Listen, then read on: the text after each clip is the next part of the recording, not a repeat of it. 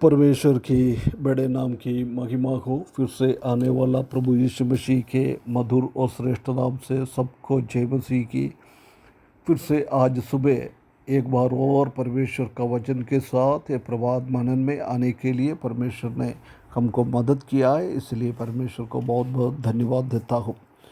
पिछले दिनों में हम निर्गमन की किताब 14 अध्याय से 13 अध्याय से कुछ बातें मनन करके आ रहा है, परंतु आज मैं उससे भी अड़कर एक आज़ाद के बारे में, क्योंकि आज हमारा भारत आज़ाद होकर 77 साल हो गया है।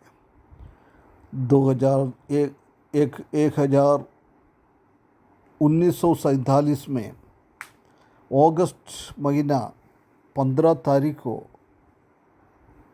हम ब्रिटिश का अधीनता में थे। ब्रिटिश लोग हमको ऊपर कब्जा कर दिया था, हमारे ऊपर न्याय कर रहा था, शासन कर रहा था, राज कर रहा था। 200 साल के आसपास उन लोग ने हमारे ऊपर शासन किया है। उसी से एक छुटकारा मिलकर हम अपने आप शासन करने के लिए लायक बना दिया है। वही है 1947 अगस्त 15। वो मनाते हुए 77 साल हो गया है। यदि हम आज हमसे पूछे, हमारा देशवासी से हम पूछे, हकीकत में हम आज़ाद है क्या? आज भी ब्रिटिश लोग तो चले गया है, उनका अधीनता से हमको आज़ाद तो मिल गया है, परंतु आज भी कई चीज़ों में हम अभी भी आज़ाद नहीं हैं। हम बांधा हुआ है। कभी भी हमको पूर्ण रीति से छुटकारा और आज़ाद इसी देशों में से हमको मिलेगा नहीं। कितना भी अमीर देश हो, उधर भी कुछ तो कुछ प्रॉब्लम आ जाता है। परंतु परमेश्वर का वचन में हम देख सकता है कि हम इंडिया में तो जन्म हुआ है, हम इंडिया का नागरिकता है हमारे ऊपर, परंतु उससे बढ़कर प्रभु यीशु मसीह को अपने उद्धार करते के रूप में स्वीकारते हुए ये अधीनता से मुक्त प्राप्त कर परमेश्वर का संतान बनाया है। वो सब का नागरिकता स्वर्ग में है। फिलिपियों की किताब 3 अध्याय उसका 20 पद में हम देख सकता है। इसलिए हमारा इधर का नागरिकता, भारत का नागरिकता, इंडिया का नागरिकता कुछ टाइम के लिए है। हमारा ये हमेशा हम वो परमानेंट स्थायी नागरिकता के लिए हमारा आंग उठाते हुए जीवन बिताना है। हम जानता है कि पुराना नियम में बहुत बड़ा एक आज़ाद के बारे में निर्गमन की किताब में हम देख सकते हैं। आजकल हम 12-13 अध्याय में वही देख रहा है, कैसे परमेश्वर ने 4000 साल के ऊपर का गुलामी से मिस्र के लोगों के बीच में से इस्राएली लोगों को बचाया है। परमेश्वर ने जब मूसा और आरोन को भेजा है, जब बोल रहा है हम पूरा का पूरा एक साथ जाकर परमेश्वर को आराधना करना है, एक पूर्ण आज़ादी के साथ हमको जाना है, आधा अधूरा से नहीं, पूर्ण आज़ादी। परंतु फरो ने बोला कि तुम बड़े लोग जाओ, छोटे लोगों का क्या काम है? उसके बाद बोल रहे छोटे बच्चे लोगों को भी जाओ, तुम्हारा जानवर का क्या काम है? ऐसी कॉम्प्रोमाइज़ करने के लिए फरो चाहता है।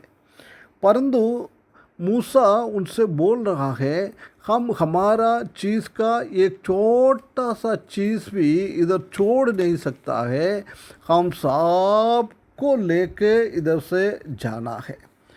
वो हम 12 अध्याय में हम देख सकता है कि उन लोगों का इच्छा, परमेश्वर का इच्छा पूरा करते हुए वो लोग पूर्ण रीति से आज़ादी, उनका एक भी चीज़ उधर छोड़ा नहीं। उससे भी बढ़कर इस्राएली लोग मिस्रीम लोगों के सोना चांदी कुछ चीज़ें वो लोग लूट कर चले गया है, परंतु उनका कुछ भी उधर नहीं डाला है। इसी को बोलता है पूर्ण आज़ादी।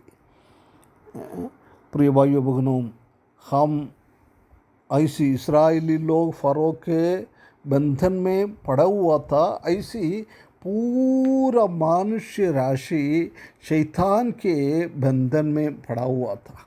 हम जानता है कि जब परमेश्वर ने आदम ईव को बनाया था, जब उसको एक अधिकार दिया था है कि तुम पृथ्वी के ऊपर शासन करो, पृथ्वी के ऊपर क्या क्या है उसी के ऊपर कब्जा करना, उसी के ऊपर शासन करना, उसी के ऊपर अधीनता में रखना है।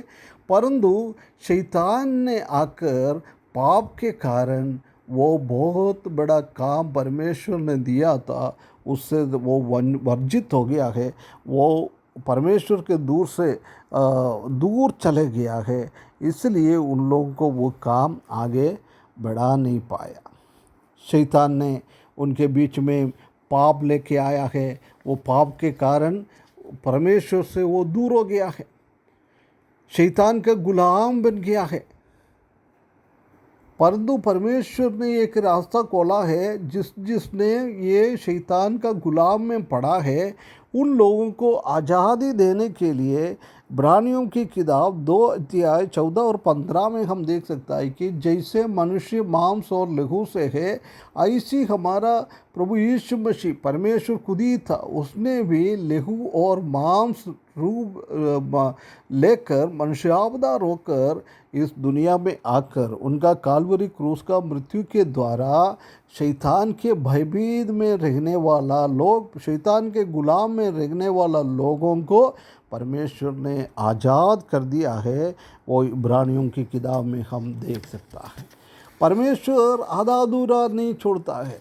परमेश्वर भी हमारा ये दिया हुआ है, वो बिल्कुल पूर्ण रीति से कैसे इस्राएली लोगों को पूर्ण रीति से छुटकारा दिया है, ऐसी नया नियम के लोगों को भी पूर्ण रीति से आज़ादी दिया हुआ है। परंतु आजकल हम देख सकते हैं कि शैतान ने लोगों को आंख बंद कर दिया है, बिना उद्धार पाए हुए बाकी कलीसिया का हर एक चीज़ में आगे बढ़ते जाता है।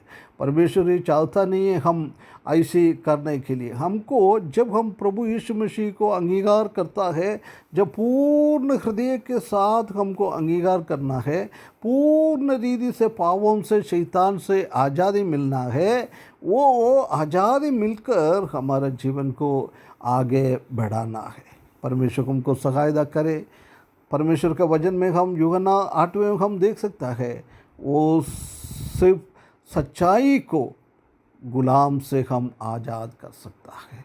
इसलिए सच्चा परमेश्वर का सच्चाई को हमारे ऊपर हम भरोसा रखते हुए जीवन बिताने के लिए उसी के द्वारा एक बहुत बड़ा छुटकारा, एक बहुत बड़ा आज़ाद हमारे जीवन में आकर उसी के द्वारा प्रभु को, परमेश्वर को मदद सहायता, परमेश्वर को आराधना करते हुए, स्तुति करते हुए हमारा जीवन बिताने के लिए परमेश्वर हमको सहायता करे। उसके बड़े नाम की महिमा हो।